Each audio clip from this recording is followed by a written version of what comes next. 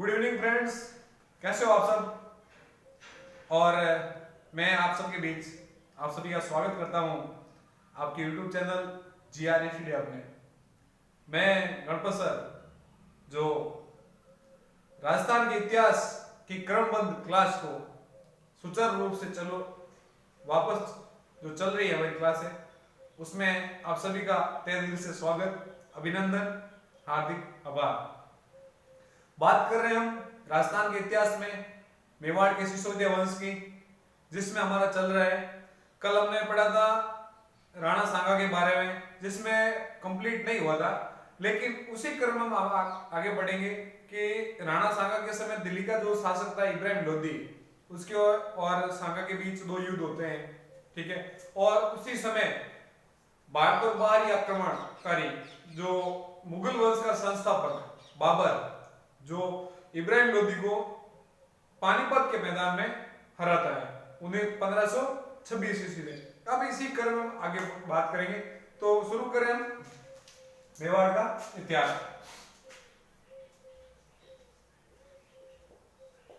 मेवाड़ का इतिहास एक बार वापस से हमारा रिवाइज हो जाए, इसलिए हम देख लेते हैं क्या मेवाड़ के सिसोदिया वंश का संस्थापक कौन है। हमीर। हमीर का पुत्र कौन है। खेता। खेता का पुत्र लाखा। लाखा का पुत्र मोकल। मोकल का पुत्र कुंभा। कुंभा का पुत्र राइमल, और राइमल का पुत्र है सांगा। राइमल के 3 पुत्र थे, मतलब पुत्र, लेकिन इसमें महत्वपूर्ण 3 ही आते हैं, जिसमें पृथ्वीराज, जयमल और तीसरे क्रम में राणा संग्राम सिंह। तो ये जो राणा सांगा है, ये शासक बनता है 1509 से 1528 ईस्वी तक शासन करता है। कहां पर। मेवाड़ पर। इसकी उपाधि आपको मैंने बता दिया, हिंदूपति व हिंदूपत। अब हिंदूपति व हिंदूपत ये दोनों अलग अलग है। जैसे कि ऐसा एक समय आएगा कि संपूर्ण राजस्थान को जो राजपूताना क्षेत्र था, उस पर महाराणा सांगा का प्रभुत्व या स्थापित था। यानी इनकी जो मेवाड़ की शक्ति थी, जो सर्वोच्च शिखर पर थी, सर्वोच्च शिखर पर, ठीक है। तब मतलब पति का मतलब होता है स्वामी, तो संपूर्ण राजपूताना पर एक छत्र अधिकार करने वाले को कहते हैं हिंदूपति। मतलब जनता वो सभी का स्वामी हुआ, तो स्वामी हुआ, तो इसको कहते हैं हिंदूपति।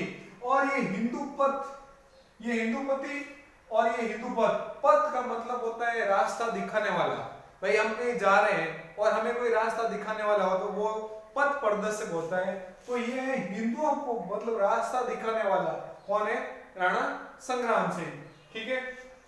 तो इब्राहिम लोदी और इनके बीच 2 युद्ध होते हैं, वो उसमें हमने कल बात कर ली थी। अब हम नेक्स्ट बात करेंगे, जो तीसरा युद्ध है, जो सबसे इंपॉर्टेंट, इतिहास की दृष्टि से वेरी वेरी इंपॉर्टेंट युद्ध है। वो कौन सा युद्ध है। खानवा का युद्ध। खानवा का युद्ध।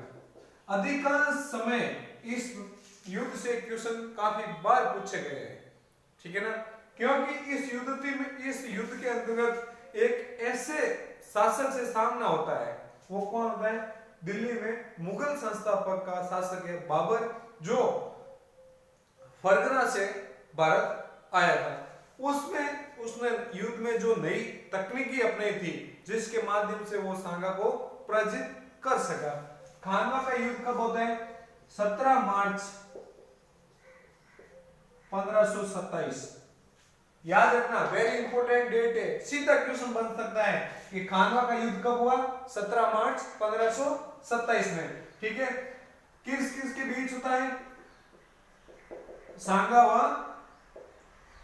बाबर के मध्य, खानवा के मैदान में, ठीक है। चलो युद्ध तो उन दोनों के बीच हो गया। अब कुछ वेरी इंपॉर्टेंट चीज है जो याद रखने योग्य है, इतिहास में पूछी जा सकती है, ठीक है ना। चाहे वो इतिहास में आप रीट से लेकर पटवारी, कांस्टेबल, एसआई, आरएस या फर्स्ट ग्रेड तक हो, किसी में भी उसमें से क्वेश्चन बनने के 100% चांस है। और ये पटवारी एक ऐसा है, इसका पेपर कौन बनाता है? अधीनस्थ बोर्ड इसका पेपर बनाता है। तो वो आपको सीधा ये डेट ना देख करके कुछ ऐसी चीजें, जैसे सांगा को कर्नल जेम्स स्टुअर्ट ने सांगा के प्रति क्या कहा था कि ये सैनिकों का भग्नावशेष है। इस तरह से क्वेश्चन आएंगे, सीधा क्वेश्चन अधीनस्थ बोर्ड कभी नहीं देती है, ठीक है, क्योंकि वो अधीनस्थ बोर्ड चाहती है कि हमारे यहाँ पर सीधे आदमी नहीं चाहिए, हमें टेढ़े मेढ़े, वो भी पटवारी तो हमेशा टेढ़े मेढ़े होता है, ठीक है ना। तो उसको टेढ़े मेढ़े आदमी की जरूरत है, तो वो आपको सीधे क्वेश्चन नहीं देगा, ठीक है। तो एक बार आप इसको छाप लो, स्क्रीनशॉट ले लो इसका, फिर हम बात करेंगे आगे।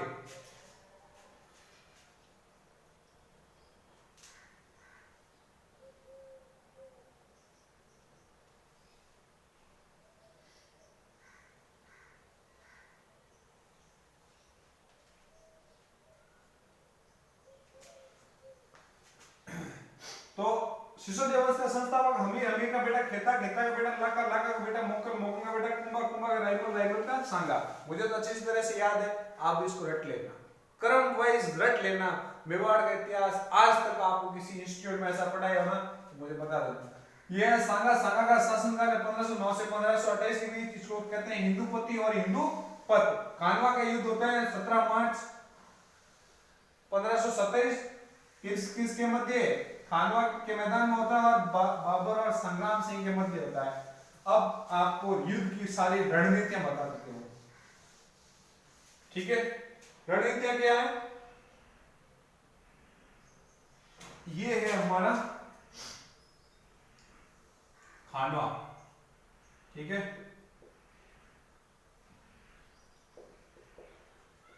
खानवा, खानवा से पहले बयाना का युद्ध हुआ था 16 फरवरी 1527। बयाना का युद्ध 16 फरवरी 1527, यानी इसके एक महीने बाद खानवा का युद्ध हुआ। बयाना का युद्ध किसने जीता था? बयाना का युद्ध भारत के इतिहास की दृष्टि से नहीं है, राजस्थान का इतिहास पढ़ोगे तब आपको बयाना का युद्ध पढ़ना ही पड़ेगा। इसमें जीत होती है राणा सांगा की, और एक महीने बाद यानी 17 मार्च को, ठीक है ना, 17 मार्च 1527 को खानवा का युद्ध होता है, खानवा का मैदान में, ठीक है। ये है मैदान। अब इसमें एक तरफ है बाबर, कौन है? एक तरफ है बाबर और एक तरफ है सांगा, ठीक है।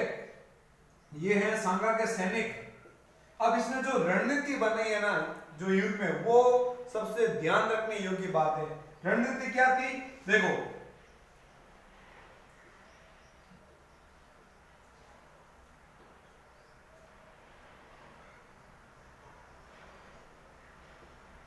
ये जो थे, ये क्या थी? तोपें। पहले बाबर के सैनिक खड़े हो गए यहाँ पर, ठीक है ना। अब इनके पीछे तोपें को जंजीरों से बांध दिया गया था, और इसके पीछे बाबर खुद खड़ा हो गया, बाबर के सेनापति, बाबर का पुत्र हुमायूं खड़ा हो गया, ठीक है ना। और एक चीज इसमें और, तुलुगमा पद्धति, यानी इसको ऐसे रखा था, ठीक है, या फिर इसको ऐसा कह सकते हैं, यदि ऐसा करें तो सेना के साथ में आ जाएगी। तो इसको ऐसे रखा था, इसको कहते हैं तुलुगमा पद्धति।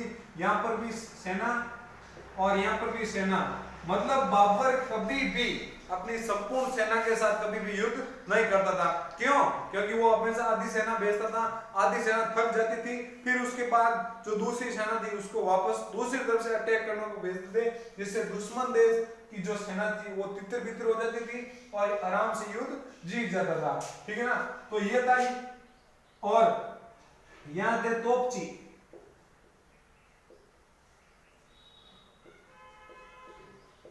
मुस्तफ खां, ठीक है ना। एक तोपची का नाम था मुस्तफ खां और दूसरा तोपची का नाम क्या था? उज़्बेक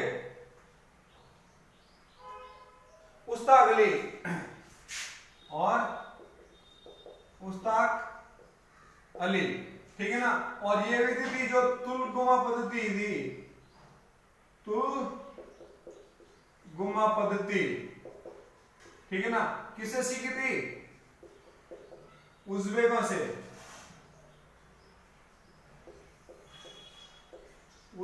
से पूछ लिया जाएगा आपको कि बाबर ने जो तुलगुमा पद्धति वो किससे सीखी थी? उज़्बेकों से, ठीक है ना। और जो तोपें थी वो किससे सीखी थी? ईरानियों से। तो ये बाबर का मैटर खत्म हो गया। अब हम बात करते हैं राणा सांगा की। तो राणा सांगा उस समय जब उसने बयाना का युद्ध लड़ा था, उससे पहले इसने एक प्रथा चलाई थी,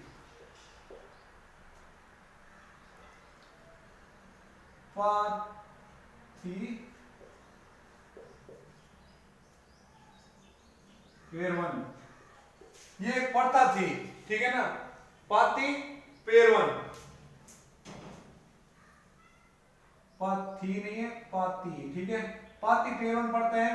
ये प्रथा ये होती है, इसने राणा सांगा ने कहा था कि मैं इस हिंदुस्तान से मुस्लिम शासकों को यानी मुस्लिमों को खत्म करने जा रहा हूं, इस देश से निकालने जा रहा हूं। तो मेरे मतलब इस कार्य में साथ कौन कौन है, ठीक है ना। तो संपूर्ण राजस्थान के जो अधिकांश शासक थे वो सांगा के साथ आ गए थे। उसमें मुख्य इंपोर्टेंट मारवाड़ से कौन है? मारवाड़ से है जोधा, ठीक है, बीकानेर से है, देखो मारवाड़ से है जोधा, बीकानेर से कौन है? जैत सिंह, कल्याणवल, जो मतलब इंपोर्टेंट है वो आपको मैं बता रहा हूं, ठीक है ना। फिर चांदेरी से मेदिनी राय आया, चांदेरी से मेदिनी राय, ठीक है ना। अब क्वेश्चन मतलब याद रखने योग्य चीज आपको मैं बताता हूं। आपको पूछ लिया जाएगा कि मारवाड़ और बीकानेर से किस शासक ने सांगा की सहायता की थी? तो उस समय जोधा वहां का शासक नहीं था, जोधा राजकुमार था। तो यहां पर शासक कौन था? राव गंगा, राव गंगा। और यहां बीकानेर का था जैत सिंह, ठीक है ना। और मतलब क्वेश्चन आपको ये पूछ लिया जाएगा कि मारवाड़ और बीकानेर से किस शासक ने सांगा की मतलब खानवा के युद्ध में सहायता की थी? तो शासक है राव गंगा और जैत सिंह। और फिर क्वेश्चन ये पूछ लिया जाएगा कि मारवाड़ और बीकानेर सेना का नेतृत्व किसने किया? तो नेतृत्व किया जोधा ने और कल्याण मल ने, ठीक है ना। तो इस प्रकार से बहुत सारे नाम है, वेरी इंपोर्टेंट, जो क्वेश्चन बनने लायक है वो यही नाम है, ठीक है ना। चांदेरी से मेदिनी राय पूछ लिया जाएगा। और वे जो तीन नाम है वेरी इंपोर्टेंट नाम, और भी बहुत से 10-15 नाम आते हैं। अब मामला आगे बढ़ता है। बाबर कहता है कि सांगा के पास 2,20,000 सैनिक थे, ठीक है, 2,20,000 सैनिक थे। वही कर्नल जेम्स टॉड कहता है कि इसके साथ 7 राजा, 9 राव और 104 सरदार। कर्नल जेम्स टॉड कहता है कि सांगा के साथ उस समय 7 राजा, 9 राव और 104 सरदार आए थे, ठीक है ना। तो इस प्रकार से राणा सांगा के पास बहुत बड़ी सेना थी। इतनी बड़ी सेना देखकर बाबर की सेना में हड़कंप मच गया था। यानी कहा जाता है कि राणा सांगा की सेना का दूसरा किनारा नहीं दिखता था, मतलब इतनी बड़ी सेना थी, ठीक है ना।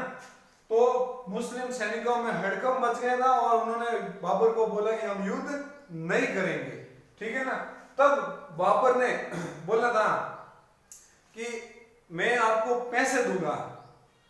तो कहा भाई जिंदा रहे तो पैसे काम आएंगे ना, अब जिंदा ही नहीं रहे तो पैसे किस काम के। तो फिर बाबर ने कहा कि चलो कोई नहीं, पैसा भी दूंगा, ठीक है ना। मैं मतलब मुस्लिम जो समाज होता है उसमें जैसे हम हिंदू समाज में होता है कि हम मांस वगैरह नहीं खाते हैं, ये वर्जित चीजें हैं, उसी प्रकार मुस्लिम समाज में शराब वर्जित है। तो इसने कहा था कि मैं शराब का सेवन नहीं करूंगा, ठीक है ना। फिर भी कहा कि भाई शराब सेवन कर या मत करवा, थारी पर्सनल प्रॉब्लम है, पर मैं तो युद्ध नहीं लड़ा। अब बाबर को लगा कि मामला सही नहीं हो रहा है, सेना पीछे हट रही है, आत्मविश्वास कमजोर हो रही है, ठीक है ना किसी रूप से इस सेना में जोश लेकर आना ही होगा। और आज यदि मान लो हमें पूछ लिया जाए हम किसी काम के लिए कि भाई ये काम कर ले, तो सीधे मुंह हम भी काम नहीं करेंगे कि नहीं हमसे नहीं होगा। और यदि हमें मतलब ऐसा कुछ बोल दे जैसे हमारे जो धर्म के प्रति ऐसा कुछ बोल दे, हम मरने मारने के लिए तैयार हो जाते। तो उसी प्रकार इस बाबर ने इस धर्म मतलब इस युद्ध को जिहाद घोषित किया था। जिहाद यानी धर्म का नारा दिया कि आपको मुस्लिम धर्म की सौगंध है कि आप इस युद्ध से पीछे नहीं हटोगे, ठीक है ना। क्योंकि बाबर पीछे हटने वाला नहीं था, क्योंकि बाबर को पता था उस समय जो भारत की जो संपूर्ण शक्तिशाली शासक था वो था सांगा। इसको पता था यदि मैंने सांगा को हरवा दिया तो मेरे सामने और कोई दुश्मन खड़े नहीं होंगे, ठीक है ना।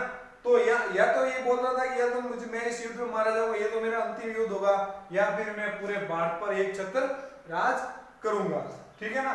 तो इसने जिहाद धर्म का नारा दिया और कहा था कि यदि आप मारे जाओगे तो आपको शहीद का दर्जा दिया जाएगा। क्या दर्जा दिया जाएगा? शहीद का। और उस अल्लाह के घर में आपका बहुत बड़ा मतलब स्थान होगा आपका, ठीक है ना। इस प्रकार से मोटिवेट फूट के मोटिवेशन किया था अपने सैनिकों को। दोस्तों मोटिवेशन बहुत खतरनाक किस्म की चीज होती है। आज मैं आपको बोलता हूं कि नहीं आपको तैयारी करनी है, अपने घर वालों के लिए करनी है, अपने वो सपनों की प्राप्ति के लिए हमें तैयारी करनी है, ठीक है ना। मैं इस प्रकार से आपको एक माहौल क्रिएट कर देता हूं जिसकी वजह से आपके अंदर वो आपका जो शैतान है वो जग जाता है और आप बैठ जाते हो सुबह 4 बजे उठ के तैयारी करने लग जाते हो, ठीक है ना। लेकिन उसी जोश को आप ठंडा मत होने देना दोस्तों, क्योंकि वो जोश बड़ा जल्दी ठंडा हो जाता है कि क्या है यार आज तो हमने राजस्थान हिस्ट्री पूरी पढ़ ली है, अभी 2 घंटे पहले सो जाते हैं, मोबाइल पे बात कर लेते हैं, सोशल मीडिया चला लेते हैं, ठीक है ना। एक बार आप सभी वीडियो देख रहे हो इसको लाइक ठोक दो यार, लाइक ठोक दो दबा के और शेयर कर दो। क्लास कैसी है, कैसी चल रही है ये बता दो कि नहीं सर आपकी क्लास बहुत ही शानदार तरीके से चल रही है, दबा के कर दो इसको शेयर, ठीक है। अब हम बात करेंगे आगे।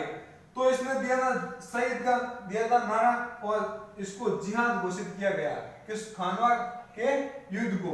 अब मामला आगे आता है, अब यहां से सांगा अपनी सेना लेके आ जाता है, ये है सेना, ठीक है।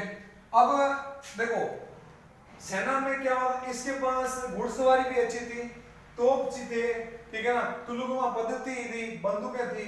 अब सांगा का एक ही टारगेट था कि किसी भी हाल में हम युद्ध करके इस तोपों पर हमें अधिकार करना है। और इसकी सेना में अधिकांश थे हाथी, सबसे आगे हाथी मेरा साथी। तो हाथी में खुद सांगा हाथी पर बैठकर युद्ध कर रहा था। आक्रमण हुआ था सुबह 9:30 बजे के आसपास हुआ था, 17 मार्च को युद्ध चला था, 18, 19, 20 घंटे युद्ध चला था, ठीक है ना। अब हाथी पर खुद बैठ गया, सेना आगे बढ़ी, ठीक है ना। बहुत ही खतरनाक सेना थी, जो आगे वाला भाग था नष्ट कर दिया। जैसे ही आगे वाला भाग खत्म हुआ बाबर ने बोला था इस तोपचियों कि आप तोप चलाइए। जैसे ही इन्होंने तोप शुरू की थी और तोप की वो गर्जन सुनकर, क्योंकि भारत में आज तक इससे पहले कभी ऐसा युद्ध हुआ ही नहीं जिसमें तोपों का प्रयोग किया गया, ठीक है।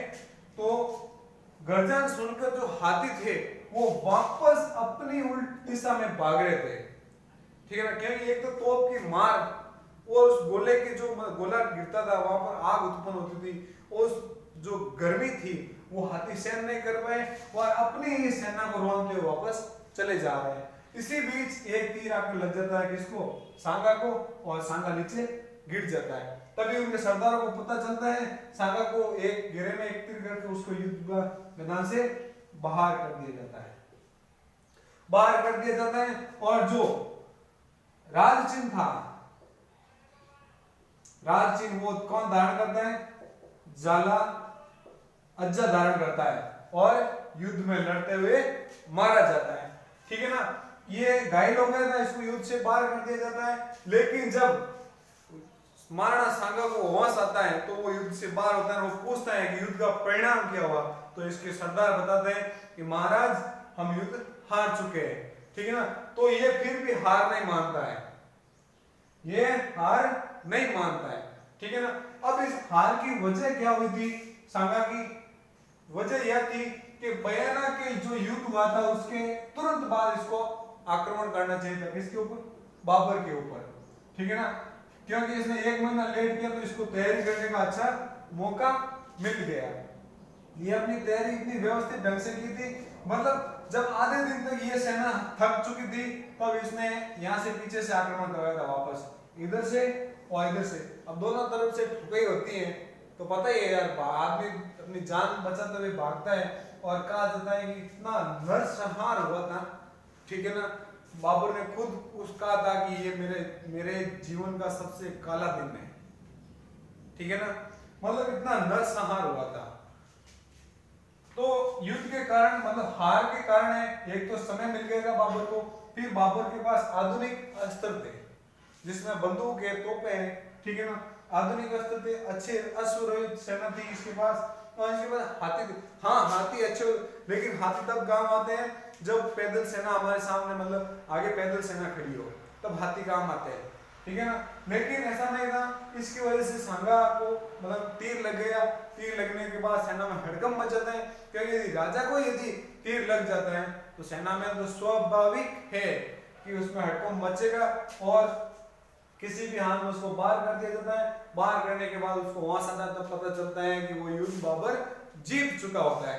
अब ये बात हो गई थी हमारे खानवा के युद्ध की। अब बात करेंगे हम आगे। एक बार आप इसका स्क्रीनशॉट और सब दोस्तों साथ ही साथ इसको लिखते रहना। और यदि आप नहीं लिखना चाहते हो, इतना टाइम नहीं, क्योंकि एग्जाम सर पे आ गए हैं, इतना टाइम नहीं है हमारे पास, ठीक है, तो आप इस वीडियो को 2 बार देख लेना, सारी चीजें आपकी कॉन्सेप्ट क्लियर हो जाएगी, ठीक है ना। और फिर भी यदि आप किसी भी चीज की कोई पूछना है, कोई चीज आपको समझ में नहीं आती है, तो हमारे social media WhatsApp, Facebook, Telegram, Instagram पर आप GRST नाम से आप सर्च करोगे तो जो येलो कलर का लोगो लगा हुआ है ना, वो हमारा लोगो है, आप उसमें ऐड हो जाना। और हमारी तरफ आपकी जो कोई भी क्वेश्चन है वो आप पूछ सकते हो, नीचे कमेंट बॉक्स में भी कमेंट करके आप पूछ सकते हो, ठीक है ना। और एक बार बता दो कि आज की क्लास में मजा आया है नहीं आया पढ़ने में? मजा आया है तब तो आगे पढ़े, नहीं तो क्लास यही होगी। बोल दो, फटाफट लिखो, फटाफट मैसेज करो, देखो जल्दी से जल्दी कमेंट करो कि सर हाँ हमें मजा आ रहा है बहुत, ठीक है ना। तो आगे बात करेंगे अब बाबर ये नेक्स्ट आक्रमण करता है मेदिनी राय पर।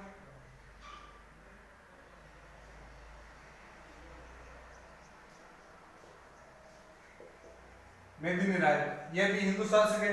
जब राणा को होश आता है तब बोलते हैं कि मेदिनी राय पर आक्रमण कर रहा है कौन? बाबर।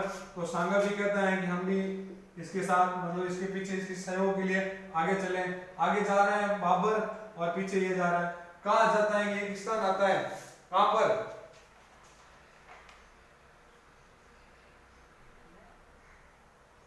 कल्पी, MP के अंदर। कल्पी ये कहां है? MP के अंतर्गत, ठीक है। अब इसकी जो सांगा की सेना थी वो 2 गुट में बढ़ गई थी। एक तो कह रहे युद्ध करेंगे, एक नहीं कर रहे, क्योंकि जो नहीं करने वाले बोल रहे हैं कि हमारी इतनी बड़ी सेना होने के बावजूद भी हम बाबर को नहीं हरा पाए, तो अब हम कैसे हरा सकेंगे? तो जो नहीं युद्ध नहीं करने वाले थे उन सरदारों ने इसको क्या दिया था? जहर दे दिया, ठीक है ना, जहर दे दिया था। और वहां पर इसकी हो जाती है क्या? मृत्यु, देहांत हो जाता है। कहां? बसवा, देहांत बसवा, दौसा में इसका हो जाता है क्या? देहांत हो जाता है। और दाह संस्कार होता है इसका मांडलगढ़, दाह संस्कार मांडलगढ़ भिलवाड़ा। और यहां पर इनकी बनती है क्या? छतरी, ठीक है। तो सांगा का जो समय था वो 1509 से लेकर 1528 के बीच था। याद रखना सांगा का टाइम पीरियड, ठीक है ना। अब बात हो गई हमें सांगा की यहाँ खत्म। अब हम बात करेंगे आगे सांगा के बाद मेवाड़ का शासक कौन बनता है? दोस्तों पता है यानी सांगा के समय जो मेवाड़ की शक्ति थी वो इतनी चरमोत्कर्ष हो चुकी थी और एकदम वो वापस नीचे आकर गिर जाती है, तो वापस संभलना बड़ा मुश्किल हो जाता है। ठीक है ना। अब हम बात करेंगे आगे कि सांगा के पुत्र कौन कौन से थे। यह था राणा सांगा। ठीक है। इसके क्या है पुत्र, पुत्र आते हैं 3। एक आता है भोजराज, एक आता है रतन सिंह, तो इसको हम रतन सिंह सेकंड बोल देते हैं, रतन सिंह फर्स्ट पद्मावती वाला। ठीक है। और तीसरा आता है विक्रमादित्य। ठीक है। और चौथा आता है उदय सिंह। ठीक है। भोजराज नाम सुना होगा आपने, ये कभी राणा नहीं बनता है, ये प्रसिद्ध हुआ है तो सिर्फ मीरा। मीरा कौन सी, बेड़ता वाली, ये थी राव दूधा की पोती। ठीक है ना। कहा जाता है कि इस मीरा की शादी भोजराज के साथ होती है और शादी के 7 वर्ष बाद भोजराज का देहांत हो जाता है। और यह भी कहा जाता है कि इस भोजराज खानवा के युद्ध में मारा जाता है, खानवा के युद्ध में। ठीक है। मीरा, मीरा नाम आपको सुना ही होगा। ठीक है। मीरा के जो गुरु थे वेदास, वेदास के गुरु रामानंद। ठीक है। कहा जाता है कि भोजराज को एक बार किसी ने कहा था कि विवाह तेरा मीरा से हुआ, लेकिन मीरा प्रेम की गीत किसी और के ही गाती है।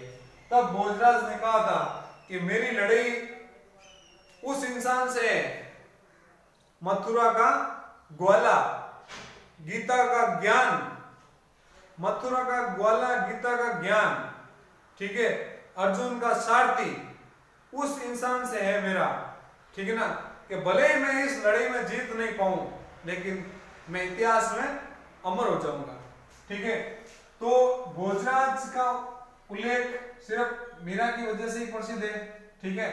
और मीरा फिर चली जाती है वृंदावन, वृंदावन के बाद वहां कहते हैं गुजरात में किसी कृष्ण की एक मूर्ति में विलीन हो जाती है। ठीक है ना।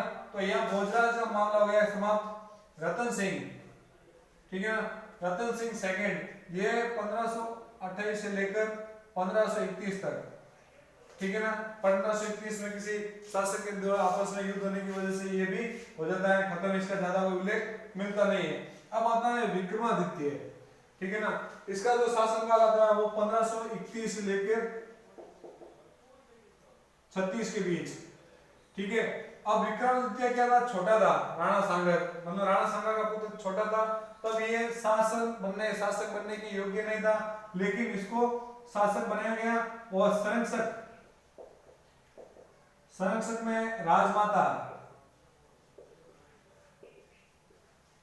कर्मावती। ठीक है ना। राजमाता कर्मावती बनती है। ठीक है। और कर्मावती, ठीक है। और उसी समय गुजरात का एक शासक है, गुजरात का शासक बहादुर शाह, बहादुर शाह। ठीक है। गुजरात का शासक कौन, बहादुर शाह। बहादुर शाह उस समय आक्रमण करते हैं कब, 1534 में। इसको पता है कि मेवाड़ में अब वो शक्ति नहीं रही है जो सामना कर सके, तो ये आक्रमण करते हैं 1534 में। लेकिन उस समय कर्मावती इसको कुछ पैसे या धन वगैरह दे दो के वापस इसको लौटा दिया जाता है। अब बात करेंगे फिर से वापस हुआ ये कि ये दिल्ली है, दिल्ली में उस समय शासन कर रहे हैं हुमायूं। ठीक है ना। और यहाँ है कर्मावती और ये है बहादुर शाह। एक बार ऊपर लिख देता हूं ताकि आपको अच्छे से समझ में आ जाए। दोस्तों लाइक शेयर में कंजूसी मत किया करो। ठीक है ना। हम आपके लिए इतना संघर्ष कर रहे हैं तो आपका भी फर्ज बनता है हमें सपोर्ट करने का। ठीक है ना। यदि आप ऐसे सपोर्ट नहीं करते हो ना तो फिर वो मजा नहीं आता है।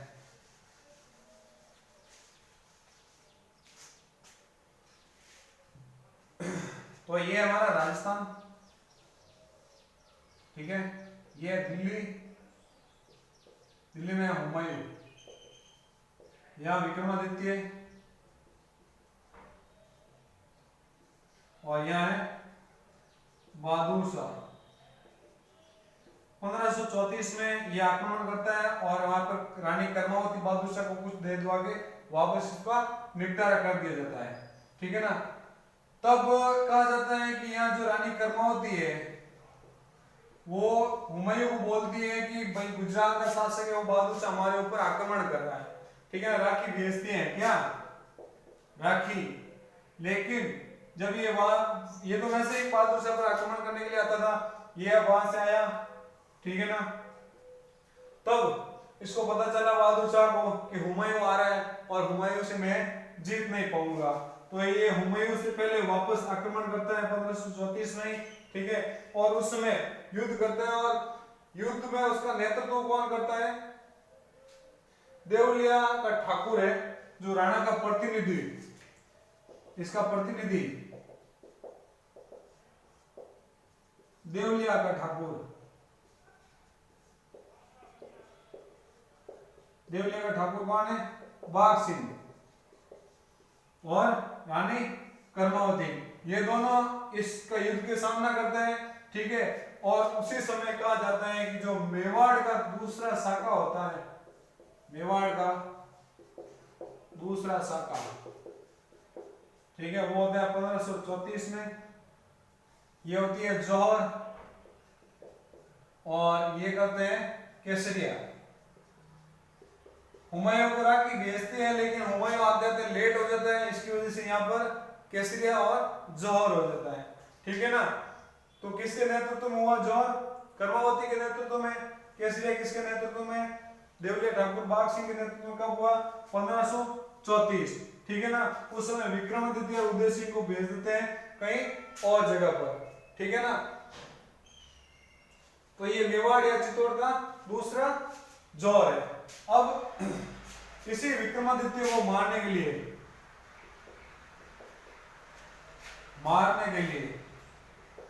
पृथ्वीराज का एक दासी पुत्र आता है। कौन? पृथ्वीराज का दासी पुत्र।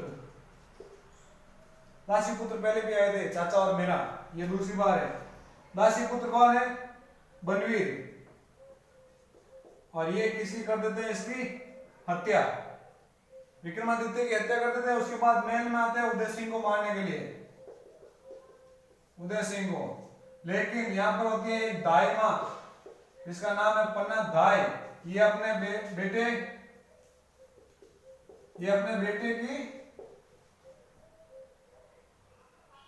का बलिदान देती है, ठीक है। उदय सिंह की जगह इसको सुला दिया जाता है, ठीक है। और इस बेटे का नाम क्या था? चंदन, ठीक है। और इस प्रकार से उदय सिंह को यहां से बचा लिया जाता है और इसको वापस कहां भेज दिया जाता है? पहले आते हैं राजसमंद, ठीक है ना। और वहां पर किसके संरक्षण में भेजते हैं? आशा देवपुरा, आशा देवपुरा के संरक्षण में, देवपुरा के संरक्षण में, ठीक है। क्लास टाइम की, ठीक है। तो संरक्षण के लिए भेज देती है वहां किसको? उदय सिंह को। लेकिन धीरे धीरे जब पता चलता है कि उदय सिंह जिंदा है तो उदय सिंह का वापस से राज तिलक होता है, ठीक है। उदय सिंह को वापस लाया जाता है तथा इस बनवीर की हत्या कर दी जाती है। अब हमारा जो मुख्य इंपोर्टेंट बात है, जो हमारा कल की जो क्लास रहेगी वो रहेगी उदय सिंह और महाराणा प्रताप। आज की जो वेरी इंपोर्टेंट क्लास है दोस्तों, इसमें बहुत सारे फैक्ट है ऐसे जो शायद पहले कभी आपने नहीं पढ़े होंगे, बुक और गाइड्स में नहीं दिए होते, वो मैंने फैक्ट्स आज इस क्लास में करवाए थे, ठीक है ना। आप इस क्लास को आप कम से कम अपने एक आदमी को 10-10 फ्रेंड को शेयर करनी है, कि आप देखो इस इतिहास को कि आखिर में क्या वजह रही थी राणा संग्राम सिंह और बाबर के मध्य, और क्या वजह रही थी राणा संग्राम सिंह के हारने की, ठीक है ना। क्या गलतियां थी, यदि यदि वो गलतियां नहीं होती तो आज हमारा इतिहास कुछ और ही होता, ठीक है। तो इस वीडियो के अंत तक बने रहने के लिए आपका बहुत बहुत धन्यवाद। आप इस वीडियो को लाइक करो, शेयर करो और प्लीज कमेंट करके मुझे ये बताना कि सर ये आज की क्लास कैसी थी। धन्यवाद।